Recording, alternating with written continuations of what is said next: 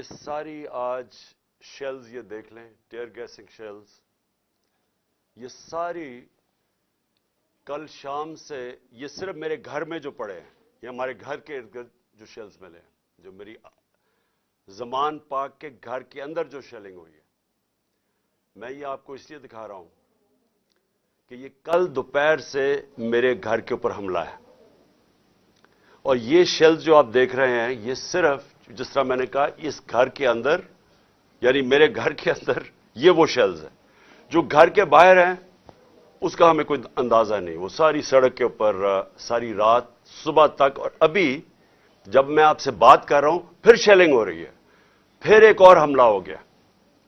تو میں اپنی قوم کے سامنے ایک سوال رکھنا چاہتا ہوں کہ یہ کون سا میں نے اتنا بڑا جرم کیا تھا کہ میرے گھر کے اوپر حملہ، کبھی کسی پولیٹیکل لیڈر کے گھر کے اوپر اس طرح شیلنگ نہیں ہوئی، اور وہاں عورتیں تھیں، ہمارے نوجوان تھے، ان کے اوپر جس طرح اٹیک کیا گیا، اس کی کوئی تو کیا وجہ تھی؟ میرا جرم کیا تھا؟ جرم یہ تھا، ذرا میں آپ چاہتا ہوں غور سے سنیں میرا جرم کیا تھا۔ ایک کیس لگا ہوتا ہے توشہ خانہ کا، جو توشہ خانہ کا کیس میرے اوپر ایک الزام لگایا گیا، اور شکر ہے اللہ کا کہ وہ الحق ہے، وہ توشہ خانہ کا سب کے سامنے اب ریکارڈ آ گیا۔ میں چیلنج کرتا ہوں کہ جب یہ کیس سنا جائے گا، اگر کسی نے ساری چیزیں جائز طریقے سے، یعنی جائز طریقے سے، توشہ خانہ کا مطلب ہوتا ہے کہ جو آپ پریزنٹ آپ کو جب گفٹس ملتی ہیں تو ان میں سے جو آپ رکھنا چاہتے ہیں ایک قیمت ادا کر کے لے لیتے ہیں، وہ آپ کی پراپرٹی بن جاتی ہے، یہ توشہ خانہ ہے، اور یہ 70 سال سے یہی ہے۔ اور یہ جو کہتے ہیں کہ وہ اچھا جی وہ آپ کو کوئی بڑا تحفہ ملا تھا، اسٹیٹ گفٹ، جو آپ چیز خریدتے نہیں ہے توشہ خانہ کی، وہ آکشن ہو جاتی ہیں، وہ کوئی عجائب گھر میں نہیں رکھی جاتی۔ تو میرے اوپر پورا انہوں نے میڈیا ٹرائل چلوایا، اسی کے اوپر کیس کر دیے، اور اب اللہ کا کرم ہے کہ ان ساری چیزیں ان کی سامنے آ گئی ہیں، اور ابھی آپ کو پتہ چلے گا جب وہ دیکھیں گے کہ انہوں نے چوری کی ہے توشہ خانہ سے، اور انشاءاللہ وہ سامنے آ جائے گا۔ اب توشہ خانہ کا کیس لگا F8 کی کچہری میں۔ F8 کی کچہری میں 2 دفعہ بم دھماکے ہو چکے ہیں، وہ اس کو آپ کی جو سیکیورٹی ہے وہ پروٹیکٹ ہی نہیں کر سکتے۔ وہ جگہ ایسی ہے کہ وہاں وکیل بھی شہید ہوئے، وہاں ججز بھی شہید ہوئے، ادھر ہی جب 2 دفعہ دہشت گردی ہوئی، تو جب وہاں اس کو پروٹیکٹ کر ہی نہیں سکتے، اور خود انٹیریئر منسٹر کہہ رہا ہے کہ میری جان خطرے میں ہے، انٹیریئر منسٹری کہہ رہی ہے کہ میری جان کو خطرہ ہے، ایک میرے اوپر حملہ ہو چکا ہے، مجھے پتا ہے کہ جو لوگ آج بیٹھے ہوئے ہیں یہ اقتدار میں، جو شہباز شریف اور رانا ثناء اللہ، انہوں نے ہی پہلا میرے اوپر کیا تھا، اور ایک اور ایجنسیز کے آدمی نے، اب وہی پاور میں بیٹھے ہیں، خطرہ ان سے ہے۔ تو میں ایک چیز مانگی کہ مجھے سیکیورٹی دیں ادھر جانے کے لیے، اور اگر سیکیورٹی نہیں دے سکتے تو میرا ادھر کر دیں کیس جدھر مجھے سیکیورٹی ملتی ہے۔ جب سے میری ٹانگ ٹھیک ہوئی ہے، میں 2 دفعہ ایک لاہور ہائی کورٹ گیا اور ایک اسلام آباد، کوئی سیکیورٹی نہیں تھی، کوئی پروٹیکشن نہیں تھی۔ اور پھر میں واضح کر دوں کہ یہ انپریسیڈنٹڈ ہے کہ ایک ایکس پرائم منسٹر کو قاتلانہ حملہ ہوتا ہے، اس کے بعد اس کو سیکیورٹی نہیں ملتی۔ اس کے لیے اس وجہ سے ہم نے عدالت میں گئے ہوئے ہیں کہ ہمیں سیکیورٹی دو، اور اس جج نے میرے اوپر وارنٹ نکال دیا۔ اب یہ وارنٹ کیا ہے؟ جس کے لیے پولیس آئی ہوئی تھی۔ میں یہ ذرا سارا آپ کو سمجھانا چاہتا ہوں کہ یہ جو ساری ابھی بھی شیلنگ ہو رہی ہے، یہ پولیس کا اور کوئی کام نہیں ہے، پوری فوج کی فوج آئی ہوئی ہے، رینجرز آئے ہوئے ہیں کہ اس طرح کوئی دہشت گرد یا زمان پاک میں بیٹھا ہوا ہے۔ وارنٹ صرف یہ تھے کہ آپ کو پولیس عدالت میں پیش کرے، یہ ہے وارنٹ۔ جس عدالت میں اس لیے نہیں جا سکا کیونکہ سیکیورٹی کا ایشو تھا، عدالت نے پیش کرنا، یہ پولیس نے وہاں پیش کرنا تھا۔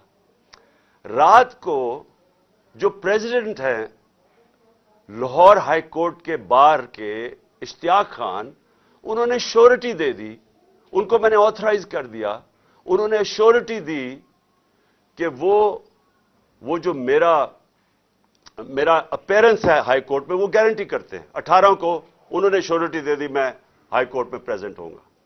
تو جب انہوں نے شورٹی دے دی تو وہ پولیس آفیسر جو مجھے اریسٹ کرنے آیا تھا اس کو شیورٹی مل جاتی، وہ کیس اس کو انتظار کرنا چاہیے، تو میں نے فیصلہ کر لیا کہ میں عدالت جا رہا ہوں، اس لیے تو وہ آیا تھا مجھے اریسٹ کرنے۔ اور یہ قانون ہے، یہ جو کوڈ آف کرمنل سی سی پی جسے کہتے ہیں کہ کوڈ فار کرمنل CRPC، جو کوڈ ہوتی ہے جس کے تحت یہ قانون بنا ہوا ہے، اس کا سیکشن 75 کہتا ہے کہ یہ اگر کر دیں تو پولیس آپ کو اریسٹ نہیں کرتی، تو وہ رات لے کے پھر رہا اشتہا خان یہ اب شیورٹی، اور پولیس والا ہی نہیں مل رہا۔ وہ کیوں نہیں مل رہا؟ کیونکہ انہوں نے فیصلہ کیا ہوا تھا میرے اوپر یہ اٹیک کرنے کا۔ اب یہ میں آپ کو دکھا رہا ہوں کہ یہ صرف شیلز نہیں ہیں، یہ گولیاں آپ کے سامنے ہیں، یہ گولیاں چلائی انہوں نے یہاں۔ یہ گولیاں چلانے والے ایک آدمی کو عدالت میں پیش کرنے کے لیے نہیں آتے۔ ان کے عزائم، یہ جو اوپر سارے بیٹھے ہوئے ہیں جنہوں نے پہلے ہی مجھے قتل کرنے کی کوشش کی تھی، ان کے عزائم یہ نہیں تھے کہ عمران خان نے یہ عدالت میں کہ وہ کہہ رہا ہے کہ میں پہنچوں گا، اس کے باوجود یہ حملہ کر رہا ہے اور ابھی تک حملہ ہو رہا ہے۔ ان کا مقصد کچھ اور ہے۔ لندن کے اندر پلان بنا، وعدے کیے گئے نواز شریف سے، وعدہ یہ کیا گیا کہ اگر ہمیں بیک کریں گے تو میں آپ کو یہ کر کے دوں گا، جس میں عمران خان کو جیل میں ڈالوں گا، PTI کو ختم کروں گا، نواز شریف کو سارے کیسز ختم کروں گا۔ یہ پلان تھا پورا، یہ پلان بڑی دیر سے پتہ ہے، میں بتاتا جا رہا ہوں آپ سب کو۔ اس پلان کے تحت یہ گیم چل رہی تھی۔ کیوں میرے ورکرز اس طرح، جس طرح انہوں نے یہ دفاع کیا زبان پاک کی، میں تو کیا ان کو 2 دفعہ کہا، میں نے کہا دیکھو یہ میں کوئی انتشار نہیں چاہتا، میں چاہتا ہوں میں چلا جاتا ہوں، بیگ میرا پیک تھا۔ لیکن سارے کارکنوں کا کیا مسئلہ تھا؟ ان کو پتا تھا کہ جب سے ہماری حکومت گئی ہے، ہمارے لوگوں کو تشدد کیا گیا جیل میں، کسٹوڈیل ٹارچر کہتے ہیں اس کو، جیل کے اندر تشدد کیا گیا۔ اعظم سواتی، شہباز گل، ہمیں پتہ ہے ارشد شریف سے کیا ہوا، ہمیں پتہ ہے سوشل میڈیا کے لڑکوں سے کیا ہوا، اور ہمیں پتہ ہے کہ وہ درویش، وہ جو اسپیشل انسان تھا جس کے پاس پیار کے علاوہ کچھ تھا ہی نہیں، ذل شاہ سے کس طرح انہوں نے اٹھایا اور اسے تشدد کر کے قتل کر کے سڑک پہ پھینک گئے۔ تو وہ سارے فکر کر رہے تھے کہ دیکھیں اگر انہوں نے یہ آپ سے لے گئے ایک دفعہ آپ کو، تو یہ آپ سے بھی یہ کریں گے۔ اس لیے انہوں نے رات سے وہ مقابلہ کر رہے ہیں ان کا، صرف اس وجہ سے۔ سو میں آج یہ پوچھنا چاہتا ہوں، میں وہ جو اپنے آپ کو نیوٹرل کہتے ہیں ان سے پوچھنا چاہتا ہوں کہ مجھے یہ بتائیں کہ رینجرز کو بھیجنے کا کیا کام تھا؟ میرے دیوار کے اوپر رینجرز چڑھ رہے تھے، اندر آنے لگے تھے۔ یہ میں کون سا جرم کیا کہ رینجرز کو یہاں اٹیک کروایا میرے اوپر؟ اور جب رینجرز اور ہمارے لوگوں کا آمنا سامنا ہوگا تو کیا کوئی قوم سمجھے گی کہ ہماری اسٹیبلشمنٹ نیوٹرل ہے؟ اور کیا یہ کرنا چاہیے کہ رینجرز یعنی فوج کو اور عوام کا آمنا سامنا کروانا چاہیے؟ جب TLP آ رہی تھی اسلام آباد کی طرف تو مجھے تب آرمی چیف نے کہا تھا کہ ہم بالکل فوج کو سیولینز کے سامنے نہیں لے کے آئیں گے۔ تو اب کیوں آ رہی ہے؟ کیا وجہ ہے؟ کون سا جرم ہے؟ کیا جرم کیا میں نے؟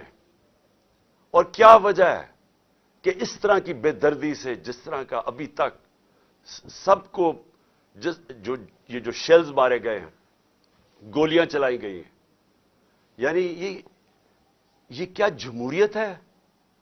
کیا ہم نے کبھی ہمارے 3.5 سال میں کبھی کسی کے اوپر 3 لانگ مارچز تھیں، پروٹیسٹ تھے، کیا ہم نے کبھی کسی کے اوپر یہ کیا؟ تو یہ کیا وجہ ہے؟ اس کے پیچھے کیا ہے؟ ہم سب سوال پوچھ رہے ہیں، ہم سب حیران ہیں کہ اس سب کا مقصد کیا ہے؟ چاہتے کیا ہے؟ کیا یہ وہ ساری وہی ایک تسلسل ہے کہ کسی طرح تحریک انصاف کو دیوار سے لگاؤ، لیکن اس سے بھی زیادہ عمران خان کو مائنس کرو بیچ میں سے، اس لیے پکڑنے آئے تھے؟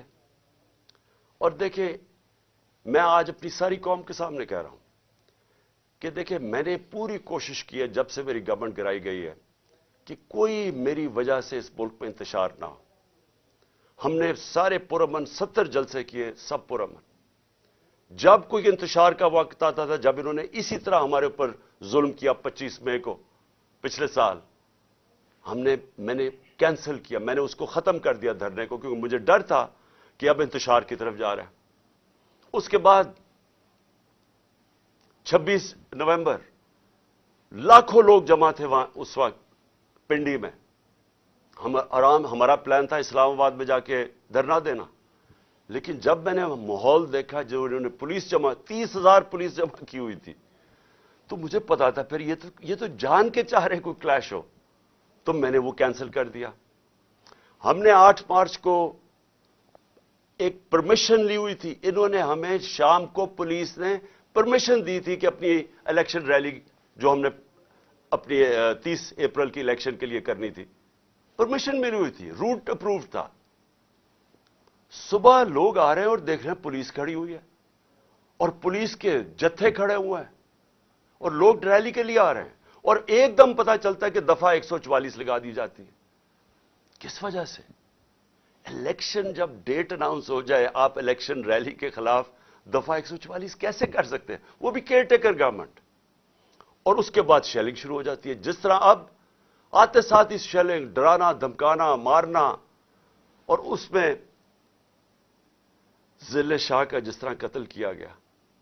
تو اس کے بعد جب اگلے دن ہم نے وہ کیا، پھر سے انہوں نے جب بین کیا اور ان کا خیال تھا کہ ہم پھر سے ریئیکٹ کریں گے، میں نے پھر کینسل کیا، کیونکہ مجھے پتا تھا ہمارے لوگوں کو غصہ تھا جو ضلع شاہ سے، سب اسے پیار کرتے تھے، تو اس لیے ہم نے کینسل کی، ہم نے پوسٹ پون کی تاکہ کوئی انتشار نہ ہو۔ اب مجھے بتائیں، رات سے جب مجھے پتا چلا کہ اچھا یہ وارنٹ آ گئے ہیں تو چلیں میں شیورٹی دے دیتا ہوں، وہ بانڈ سائن کر دیتا ہوں میں اس کے ساتھ، اشتیاق خان کے ساتھ، پریزیڈنٹ لاہور بار ہائی کورٹ بار ایسوسی ایشن، تو پھر کیا چیز رہ گئی تھی؟ کیا وجہ ہے؟ ابھی تک حملے ہو رہے ہیں، عدالت کے اندر ہمارا کیس پڑا ہے، عدالت میں ہم گئے ہوئے ہیں اسلام آباد میں اور لاہور میں، اور ابھی تک یہ شیلنگ رینجز نے پھر اٹیک کر دیے۔ اور مجھے ابھی بھی نہیں سمجھ آئی کہ میرے گھر کی دیواروں سے کود کے اندر آ رہے تھے، کیا کوئی کمانڈو ایکشن کرنا تھا کہ عمران خان کو پکڑ کے لے جانا تھا؟ یہ کیا مذاق کر رہے ہیں اس ملک کے ساتھ؟ اور میں آخر میں افسوس سے کہنا چاہتا ہوں کہ دیکھیں، یہ ملک کو ادھر آپ لے کے جا رہے ہیں، اور جو بھی اس وقت پاور میں بیٹھے ہیں، میں آپ کو یہ بتا دوں کہ ملک کو ادھر لے کے جا رہے ہیں کہ یہ میرے ہاتھ سے بھی چیز نکل جائے گی۔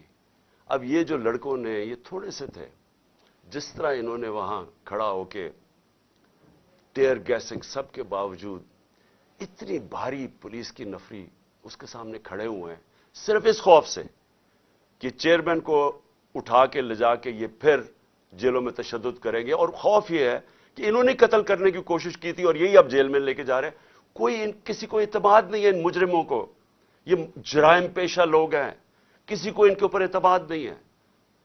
تو میں سوال یہ پوچھتا ہوں کہ جو اس وقت اقتدار میں بیٹھے ہیں، جو پاور میں ہیں، جو پاور کنٹرول کرتے ہیں پاکستان کی، اور وہ یہ نہیں ہے یہ جو رانا ثناء اللہ اور یہ جو شہباز شریف ہے جن کے پاس پاور ہے، کیا کوئی فکر ہے آپ کو پاکستان کی؟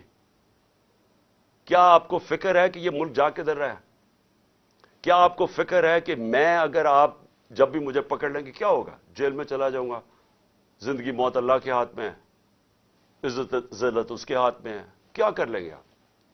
اور زیادہ پارٹی طاقت میں آئے گی، لیکن اس کا جو نتیجے میں جو رد عمل آئے گا، وہ کیا فائدہ ہوگا پاکستان کو؟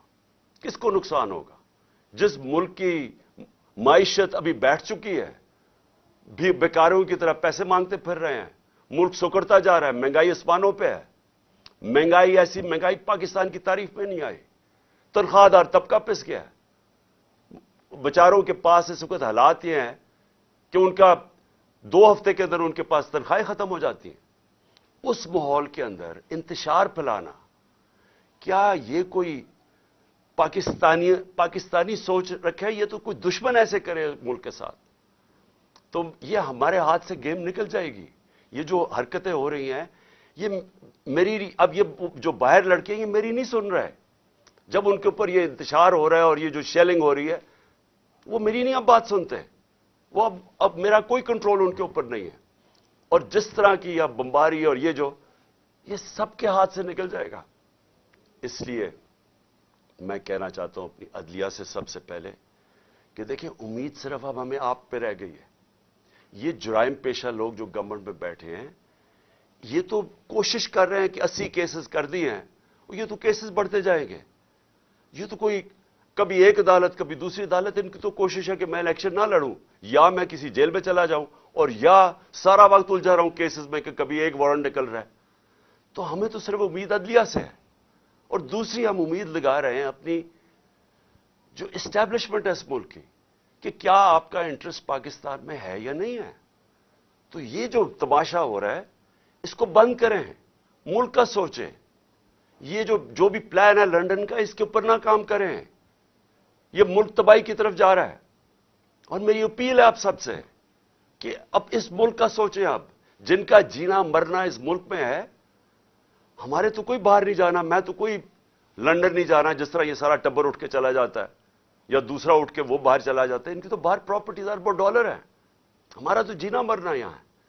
تو میرا اکیلے کو فکر نہیں کرنا چاہیے, ہر اس پاکستانی کو اس ملک کا سوچنا چاہیے جو اٹھ کے لنڈن نہیں چلا جائے گا, جس کے باہر ڈالرز ہی پڑے ہوئے, ان سب کو سوچنا چاہیے کہ ملک جا کس طرف رہا ہے.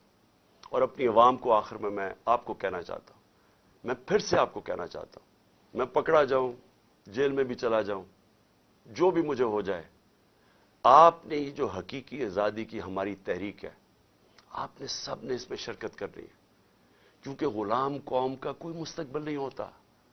یہ جو ایک چھوٹا سا طبقہ اوپر حاوی ہوا ہے, قانون کے وہ اوپر بیٹھا ہے, ہر قسم کا ظلم کرتا ہے لوگوں پہ, خوف کے اوپر ملک چلاتا ہے, سارے ملک کے وسائل کے اوپر قبضہ کر کے بیٹھا ہوا ہے, یہاں سے پیسہ چوری کرتا ہے, ہنڈی والے سے باہر بھجوا دیتا ہے. ملک کا ساری چوری کا پیسہ آج ان کے بڑے بڑے بینک اکاؤنٹس اور لنڈن اور باہر مغربی کیپٹلز میں ان کا پیسہ پڑا ہے. صرف دبئی کے اندر 20,000 پاکستانیوں نے, یہ ابھی بلومبرگ کی رپورٹ ہے, 20,000 پاکستانیوں کا دبئی میں $10.4 ارب پڑا ہوا ہے.